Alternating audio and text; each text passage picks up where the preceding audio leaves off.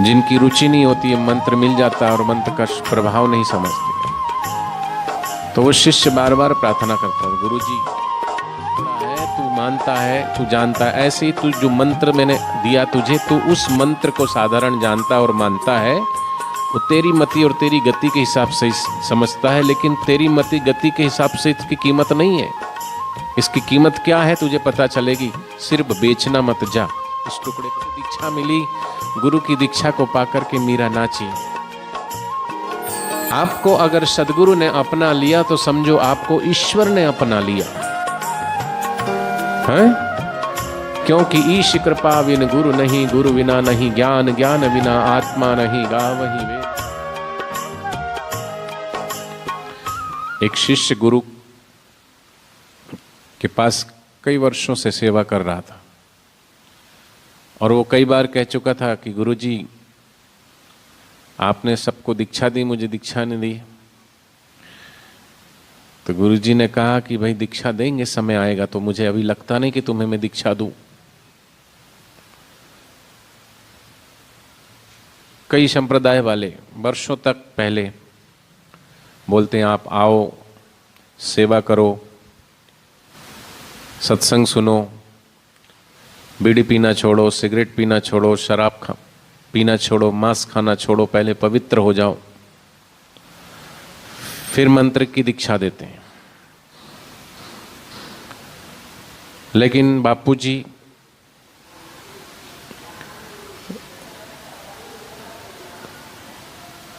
के सत्संग में जो आता है और बापूजी कहते भाई दीक्षा लेना है तो सुबह आ जाना, और बापूजी की दीक्षा से, बापूजी के प्रभाव से कईयों की शराब छोड़नी नहीं पड़ी, अपने आप छूट गई। कईयों को बीड़ी छोड़नी नहीं पड़ी, अपने आप छूट गई। नशा छोड़ना नहीं पड़ा, अपने आप छूट गया।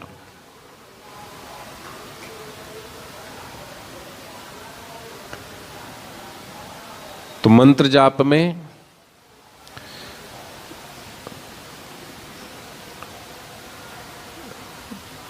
जिनकी रुचि नहीं होती है, मंत्र मिल जाता है और मंत्र का प्रभाव नहीं समझते, तो वो शिष्य बार बार प्रार्थना करता है, गुरु जी अब तो दीक्षा दे दो। तो एक दिन गुरु जी ने कहा कि ठीक है, नहा धो के कल सुबह आ जाना। वो आ गया, गुरु जी ने पास में बुलाया और उसके कान में धीरे से बोल दिया, ओम, ये तुम्हारा मंत्र, जाओ। उसने सुन तो लिया, कमरे में गया, सोचने लगा ये सो मैं पहले ही सुना हुआ है, ये कोई नया तो था नहीं। मैंने सोचा कोई गूढ़ रहस्य बताएंगे, कोई विशेष मंत्र बताएंगे गुरुजी ने, तो ओम, ओम तो मैं पहले से ही जानता हूं। संशय हुआ।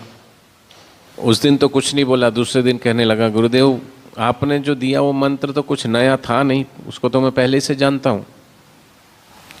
गुरु ने सोचा कि मूर्ख है ये, और मूर्खों को उपदेश देना व्यर्थ है ना। छोटी मोटी चोट लगती है तो मलहम पट्टी से काम चल जाता है, लेकिन बड़ी चोट अगर लगती है तो उसके लिए ऑपरेशन की आवश्यकता होती है। हड्डी टूट जाए तो वहाँ मलहम लगाने से थोड़ी ना हड्डी ठीक होगी। फ्रैक्चर हो जाए तो प्लास्टर चढ़वाना पड़ता है, मांस फट जाए तो टाँके लगते हैं। गुरु जी ने सोचा कि इसको थोड़ा सा प्रैक्टिकल कुछ करना पड़ेगा। गुरु जी कहा रुक, फिर एक चीज ला के देता हूँ। अंदर गए और एक रुमाल में एक पोटली में बांध करके कहा कि ये ले जा। बोले ये क्या है? बोले ये क्या है ये तुझे पता चलेगा बाद में, फिलहाल तू इसको ले जा और घूम इसको लेकर के बैठे। तो गुरु जी ने उसको कहा कि इस पोटली में क्या है, अब ध्यान से सुनना, पोटली में क्या है लेके जा और प्रत्येक व्यापारी के पास जाना, बेचना मत, क्योंकि तूने ये पूछा है गुरु से कि ये तो मैं पहले से जानता था, लेकिन तू अपनी मान्यता के अनुसार से जानता है, लेकिन तू जितना जानता है इसकी कीमत इतनी ही नहीं है।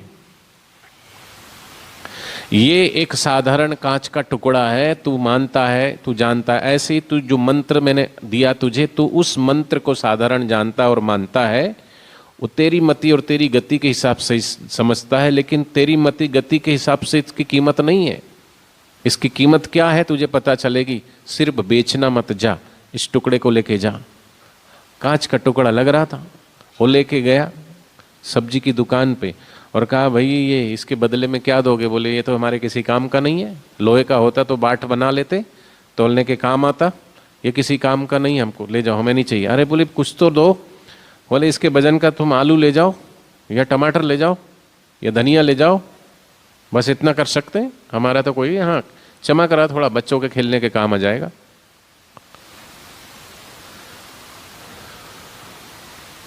ठीक है, बोले वापस दे दे। वापस लिया, फिर अनाज की दुकान पे गया तो अनाज वाले ने कहा कि हाँ कुछ लग तो रहा है कुछ अच्छा, लेकिन ठीक है हम 5 किलो अनाज दे देते हैं। उससे थोड़ी कीमत बढ़ गई। फिर और आगे गया पीतल की दुकान पे, उन्होंने कहा इसके बदले में तो हम कोई बर्तन दे देते हैं। चांदी की दुकान पे गया तो उसको थोड़ी परख थी, तो उसने कहा ठीक है इतने वजन की चांदी ले लो। उसने, गुरुजी ने कहा देना मत। फिर सोने की दुकान पे गया तो उसने थोड़ी और पारखी नजर थी, उसने कहा ठीक है इसके वजन का सोना दे देते हैं। कीमत बढ़ते जा रही। फिर वो गया किसी जौहरी की दुकान पर, रत्नों की दुकान थी, वहां गया और जैसे उसने रुमाल खोला तो वो जौहरी तो अपनी गद्दी से उठ के खड़ा हो गया और बड़े आदर से उसको प्रणाम किया, परिक्रमा करी उसकी। उसने बोला भाई तुम उसकी परिक्रमा क्यों कर रहे हो? बोले तुम्हें पता है क्या है? बोले क्या है? अरे बोले मेरी सारी दुकान में हजारों हीरे हैं, हीरे की दुकान थी उसकी, हजारों हीरे हैं और हजारों हीरों को भी बेच दूं तो भी एक हीरा नहीं खरीद सकता मैं। ये हीरा तब भी नहीं खरीद सकता, हजार नहीं लाख हीरे बेचकर भी इस हीरे का मोल मैं नहीं चुका सकता, क्योंकि ये हीरा नहीं कोहिनूर है। क्या है? कोहिनूर। वो पहचान गया तो उसने कदर करी। जैसे अभी भारत का जो कोहिनूर था वो कहाँ है? वो कभी पंजाब में चला गया, पंजाब से वो अफगानिस्तान में चला गया, वहाँ से फिर आए तो सोमनाथ मंदिर में रखा, फिर उसको लूट के ले गए अंग्रेज। पहले मुगल ले गए, फिर अंग्रेज ले गए, और अभी इंग्लैंड में है वही कोहिनूर। बोले हीरो का हीरो कोहिनूर है ये। तो उसने कहा ठीक है वापिस दे दो। वापिस लेके गया, कहा गुरुजी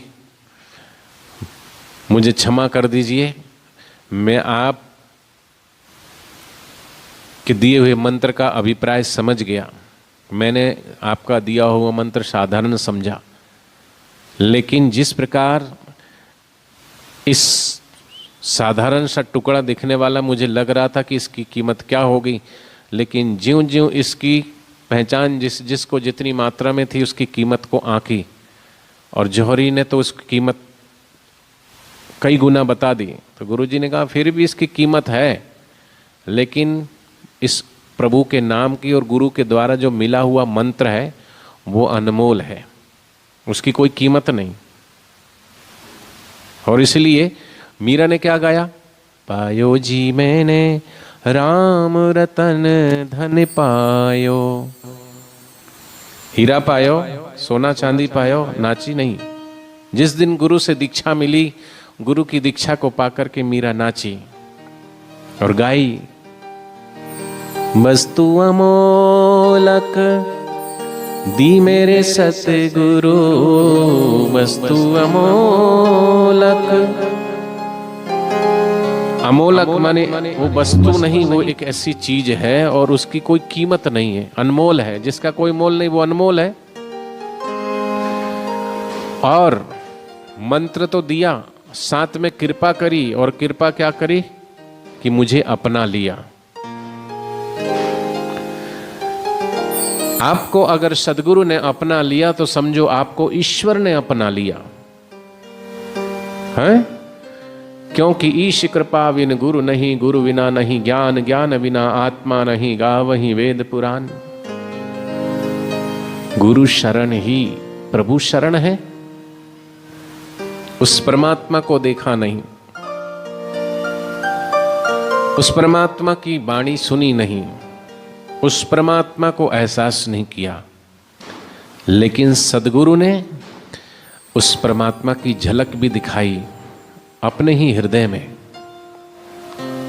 कबीरदास जी ने कहा, अलग पुरुष की आरशी साधु का ही देह, लखा जो चाहे अलग को इन्हीं में तू लख ले।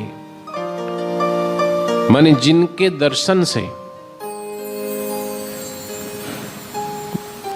और आज लोग पूछते हैं कि तुम अभी भी बापूजी को मानते हो, अभी भी जी बापूजी के आश्रम में जाते हो, ऐसी कौन सी घुटी पिला दी है तुमको बापूजी ने, ऐसा तो तुम्हें क्या दे दिया है कि तुम छोड़ते ही नहीं हो, अब तो छोड़ दो, अब तो छोड़ दो। मैंने वो ठेकेदार बने तुम्हें गुरु से दूर करने के लिए। और साधक भी कहते हैं, एक शर्त हमने जमाने से लगा ली है, एक शर्त हमने जमाने से लगा ली है, या तो खुद आ जाओ या हमें बुला लो अपने पास। हाँ? सदगुरु से प्रेम लगाया है, या मैं जानूं या वो जाने। जिसकी एक नजर ने दीवाना किया मस्ताना किया, या मैं जानूं या वो जाने। और ऐसा सदगुरु जिनके पास घंटों बैठे रहो फिर भी मिलता भी है, मिला और इतनी देर निहारते रहे, उनका सत्संग सुनते रहे, और उठ के जाने लगे तो भी ऐसे जा रहे हैं मानो कुछ खो के जा रहे हैं, खाली खाली होके जा रहे हैं ना। प्यास और बढ़ गई, तड़प और बढ़ गई, उत्कंठा और बढ़ गई, और मिलने की प्यास, और सुनने की प्यास, और दर्शन की प्यास। मिलता भी है मिलता भी नहीं, दर्शन कर दिल मेरा भरता ही नहीं। ये मैं जानूं या वो जाने, निगुरा क्या जाने। तेरी एक नजर ने दीवाना किया मस्ताना किया, ये मैं जानूं या वो जानूं। ऐसा साधक जो जानता है कि उसको गुरुद्वार से क्या मिला है, ऐसा साधक कहता है कि जिनकी आंखों से नूर मिलता है, जिनके दर्शन करके सुरूर मिलता है, आ जाता है सच्चे दिल से सदगुरु के दरबार, उसे इस दरबार से कुछ न कुछ जरूर मिलता है, जरूर मिलता है।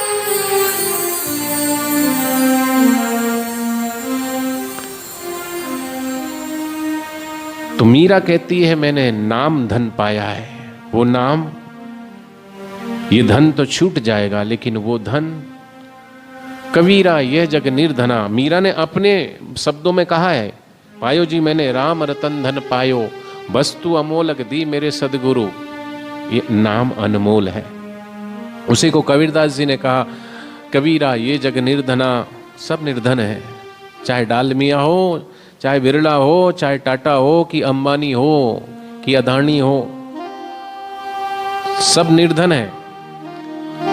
वास्तविक धन भीतर का धन है। कबीरा ये जग निर्धना, धनवंता नहीं कोई, धनवंता तेहु जानिए, जाको राम नाम धन होए। और इसलिए सिंधी समाज में बोलते हैं कि जे कर मिले तो राम मिलो, वे सब मिले तो छाते हो। अगर सब मिला तो क्या मिला, अगर प्रभु ना मिला तो, और प्रभु मिला तो सब मिला। प्रभु ना मिला तो सब मिल करके जो मिला है वो छूट जाएगा, पड़ा रहेगा माल खजाना, छोड़ त्रिया सुत जाना है। जो पत्नी मिली वो भी छूटेगी, जो बेटा मिला वो भी छूटेगा, क्योंकि वो बेटा यहीं से मिला है। जो यहाँ की चीज है वो यहीं छूट जाएगी, और जो परमात्मा के पास चीज है वो तुम्हारे पास है, उसको नहीं जाना तो खाली हाथ जाओगे। लोग कहते खाली हाथ आए हो, खाली हाथ जाओ। खाली हाथ भले आए हो, लेकिन यहां पर खाली हाथ जाने के लिए नहीं आए हो। खाली हाथ वो जाते हैं जिन्हें गुरु के नाम की महिमा नहीं पता, जिनको सत्संग की महिमा नहीं पता, वो खाली ही जाते हैं। लेकिन जिनको सदगुरु का सत्संग मिल गया है, सदगुरु का सानिध्य मिल गया है, वो भले आए हो खाली हाथ, लेकिन जाते हैं तो। कबीर जब हम पैदा हुए, हम रोए जग हंसे। चलो करनी ऐसी कर चलें, कमाई ऐसी कर चलें, ऐसी कमाई कर लें कि जब हम जाएं तो हंसते हुए जाएं, आनंद से जाएं। हमारी यात्रा एक उत्सव हो, हमारी यात्रा कोई शमशान यात्रा ना हो। राम नाम सत्य है, राम नाम सत्य है, यह हमें मरने के बाद कोई ना दोहरा कर बताए, कंधे पे ले जाते हुए ना हमें एहसास कराए, बल्कि हमें जीते जी ये पता चल जाए कि राम नाम ही सत्य है, बाकी सब असत्य है, तो बेड़ा पार हो जाए।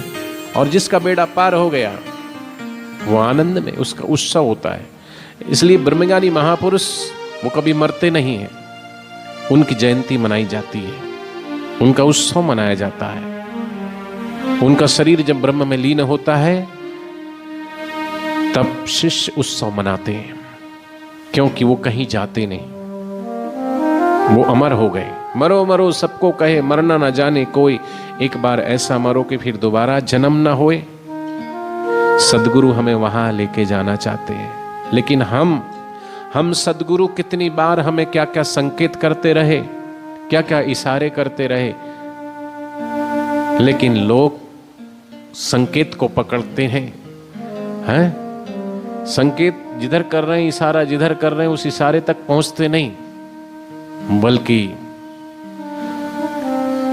कुछ और ही पकड़ लेते हैं। अगर सदगुरु इशारा करते चंद्रमा की तरफ,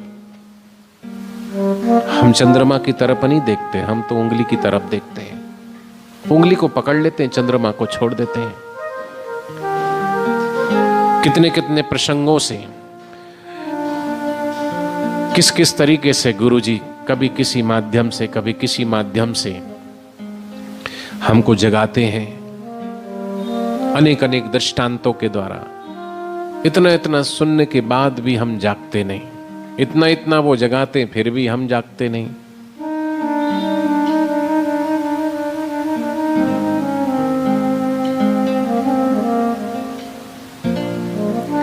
तोता रटन की तरह गुरु का दिया हुआ मंत्र जपते हैं तो उससे फिर उबान पैदा हो जाती है।